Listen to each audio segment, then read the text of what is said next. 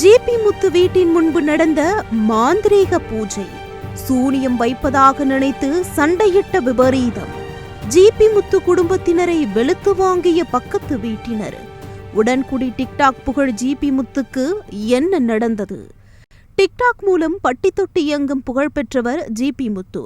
தூத்துக்குடி மாவட்டம் உடன்குடி பெருமாள்புரம் பகுதியில் குடும்பத்தினருடன் வாழ்ந்து வருகிறார். இவருக்கும் அதே ஊரைச் சேர்ந்த மற்றொரு தரப்பினருக்கும் கோவிலிடம் தொடர்பாக பிரச்சினை இருந்துள்ளது. அந்த வழக்கு திருச்செந்தூர் கோட்டாட்சியர் டேபிளுக்கு சென்ற நிலையில் இரு தரப்பினரையும் அழைத்து சமாதானம் பேசி அனுப்பி வைத்துள்ளார்.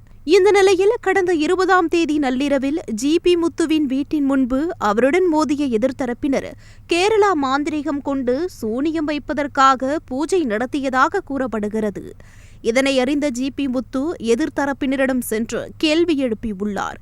இதனை பொறுக்காத அத்தரப்பினர் ஜிபி முத்து மற்றும் அவரது தரப்பினரை சரமாரியாக அடித்து தாக்கியுள்ளனர்.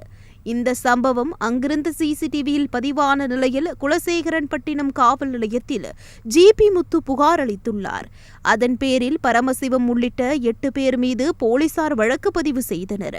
இதனிடையே எதிர்த்தரப்பினரைச் சேர்ந்த முத்து மகேஷ் என்பவர் அளித்த புகாரின் பேரில் ஜிபி முத்து, அவரது தந்தை கணேசன், மனைவி அஜிதா, உறவினர்கள் 10 பேர் மீதும் போலீசார் வழக்கு பதிவு செய்து விசாரணை நடத்தி வருகின்றனர். ஜிபி முத்துவை எதிர்த்தரப்பினர் சரமாரியாக தாக்கிய வீடியோ தற்போது இணையத்தில் வைரலாகி வருகிறது.